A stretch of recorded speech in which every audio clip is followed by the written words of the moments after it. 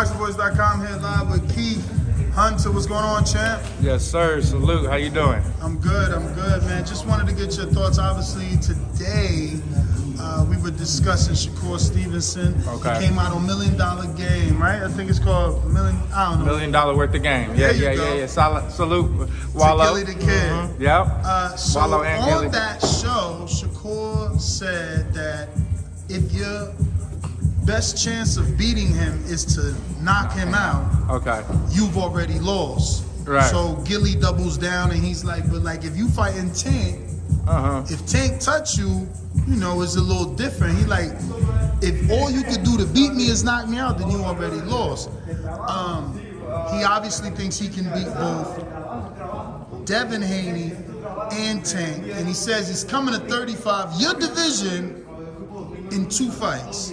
So there are rumors that he might be fighting Xiao at 130, but he's saying 2 fights, he coming to 35. Again, your division.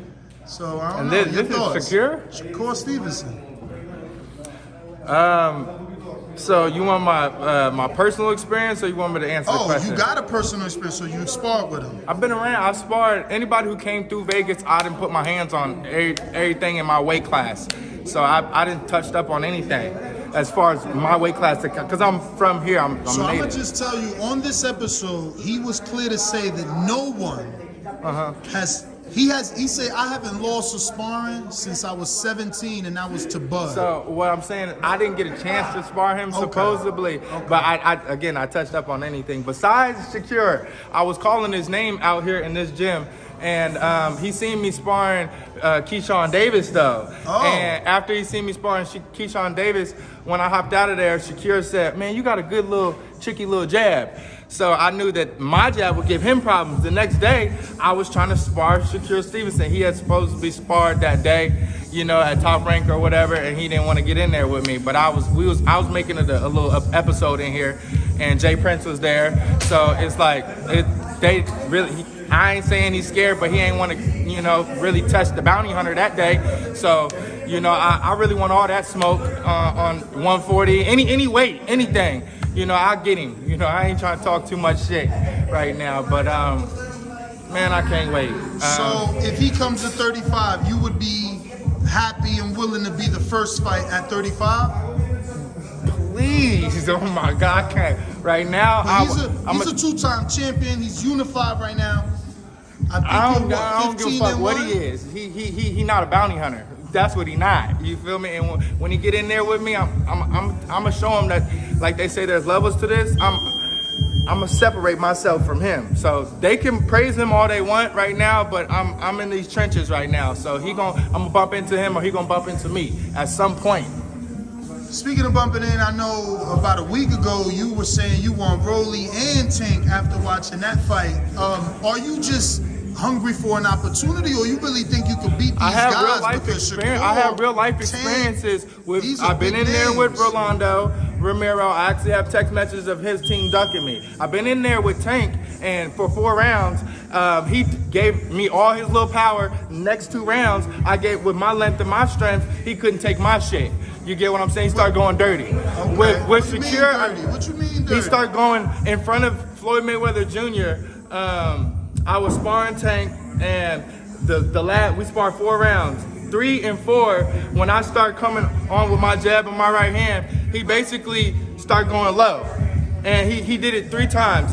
The first 2 times, you know, I kept working through it. The 3rd time, he actually nut checked me, you feel me? So when that happened, I took a step back and I tried to communicate to him. And he tried to hook off on me at that point.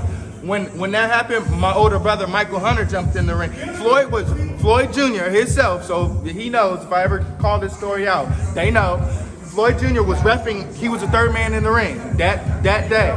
Soon as Michael hopped in, my brother, soon as he hopped in the ring, Floyd Jr. and Tank got the looking a little weird, you feel me? Because they know Tank was dirty. So, and he was really dirty because he was facing a bounty hunter, some adversity. You get what I'm saying? And really, I found out that he can't take it as much as he can dish it. That's what I found out with me. personally. So rather than just read it in the comments, I'm gonna say what I know they gonna say. They like, Keith, stop capping. You 15-1. You already got a loss. How you gonna beat Shakur? How you gonna beat Tank? You probably can't beat Rolly. If you want to say that L, you know, I was in their backyard, and when I say they backyard, that's in Los Lagos in Mexico. You know, it's on camera. I did the job. I was whipping them over the head for 8 rounds, and they raised his hand. That's cool, you know. That actually made me. That let people know that I'm not that much of a monster, right? But they still not taking me. And as far as capping, I can't even, you know what I mean? There's no fault. I haven't exercised a lie. You know, I exercise everything else in this gym, but not a motherfucking lie. So the only thing a nigga never got was an opportunity. So when I get an op, I'm trying to step on every one of them. You understand me? So if you think that shit's a lie, I'm waiting to get in there with anyone. You know, anyone. I want all smoke in my division. 140, 147. I came from 47 and got down and got it popping at 35. So anything from 35 to 47, I'll take that.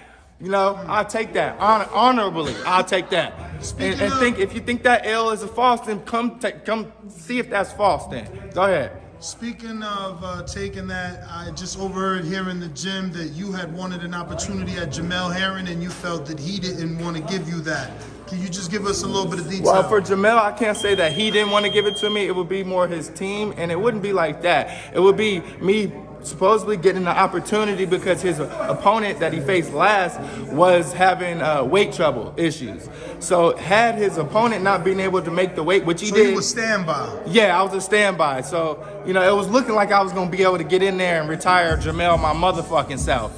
But I wasn't able to do that, so it's cool. You know, I'm on to the next one. Y'all gonna hear about me. Y'all gonna hear about me. You know, my shit, I'm not barking.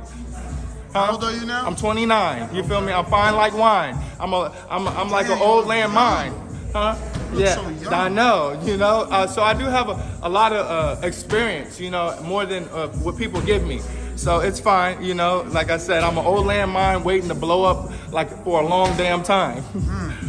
Well, Keith, man, I appreciate the time, as always, man. Give out your social media. Bounty Hunter the Third, like the casino knockout. Y'all see me. Let's go. Appreciate you, man. Thank you. What up, YouTube family? Don't forget to hit that like button. Subscribe to the YouTube channel. Help us get to that 1 million subscribers. We're on the road to 1 million. And obviously, we have other great content on our Patreon channel. So since this video is over, head on over to our Patreon and check out all the exclusive content or right here on our YouTube members.